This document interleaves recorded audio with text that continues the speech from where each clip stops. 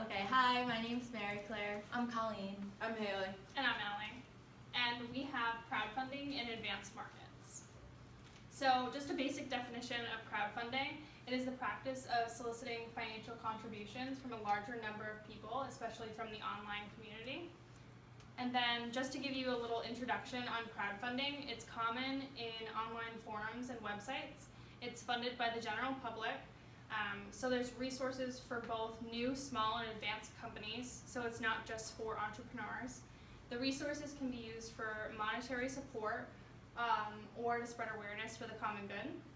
And then just 3 key measures of success for crowdfunding would be that you want to tie in the big picture to your platform or project, you want to connect to incentives or rewards, and creativity is key with your project. So just a basic origin of the first project and first platform would be the first project was founded in 1997 by a British rock band. They funded their tours by donations obtained online, and then the platform in the early 2000s was Artist Share. They were founded by Brian Camello, and one of their first basic projects was for the Maria Schneider, which was Concert in a Garden, which was their album. They gave incentives to their fans that donated more, so the more you donated, the more you received.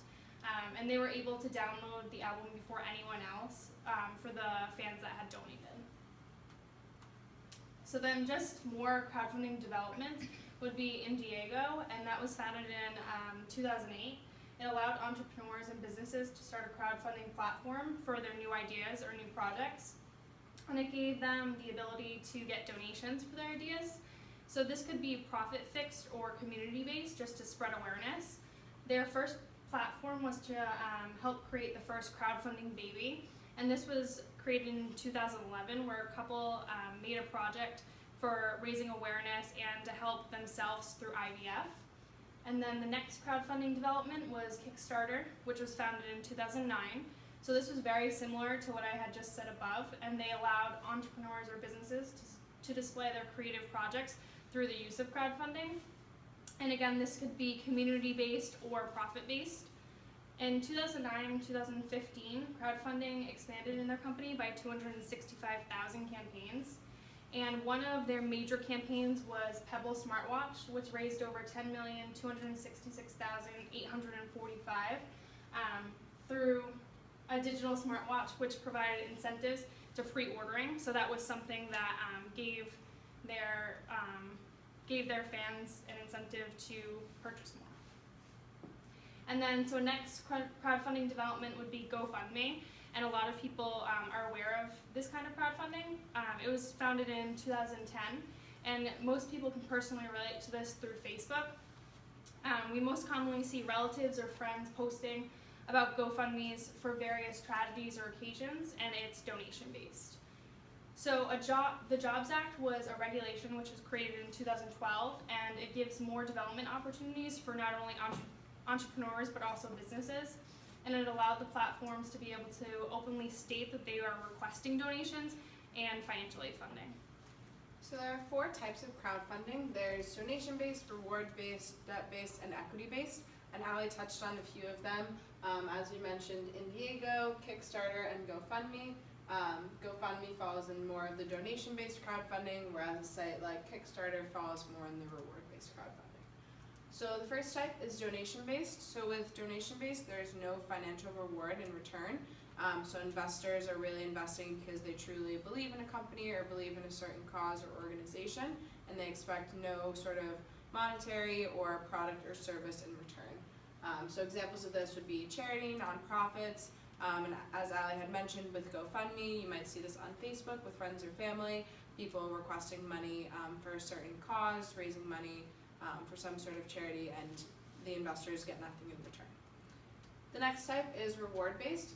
So reward-based usually falls under donation-based crowdfunding because there's also no monetary thing that you would get in return. With reward-based, the reward comes as like a product or service. So with the example Allie gave with the Pebble smartwatch, the people who were able to donate money there received reward in the sense that they were able to pre-order the smartwatches. So no monetary incentive, but there's a product or service incentive. And then debt-based crowdfunding is similar to obtaining a loan from the bank. So investors will get back all of the money they donated with interest. So it's very similar to a bank, and it allows for lending to occur without having to involve a bank. The difference between this sort of lending and lending money from a bank is that you're getting small amounts of money from multiple investors, whereas a bank you're getting one large lump sum of money from one investor. And lastly, there's equity-based crowdfunding. So this can be seen with stockholders and shareholders. When you donate money, you get a piece of the company in return. So you get a piece of equity, and therefore you have stake in the company. And depending how much you donate, it can depend if you hold power in the company or if you're just a shareholder. For debt-based and equity-based crowdfunding, there exists a lot of regulations. So there's no really regulations for the donation-based or reward-based, just for the debt and equity-based. And some of these regulations include fair marketing so that investors aren't misled. There's clear outline of the risks associated, as well as disclosure agreements so that investors are not misled when they're donating or led to believe something different. And there's also a system in place that separates the money you donated from the money that was previously a part of the company. So this Rule 506B is in place for equity crowdfunding, and it kind of outlines a few of the rules I touched on and a few more. And also there are regulations on how much you can donate. So this chart here kind of shows, depending on your annual income or depending on your net worth, you're only allowed to donate a certain amount. So these regulations are in place by the SEC. So Billy Customs is a company that creates custom bicycles. They were founded in 2009 by Fleetwood Hicks. They were featured on Shark Tank, and after they were on television, they became a successful company with a good following.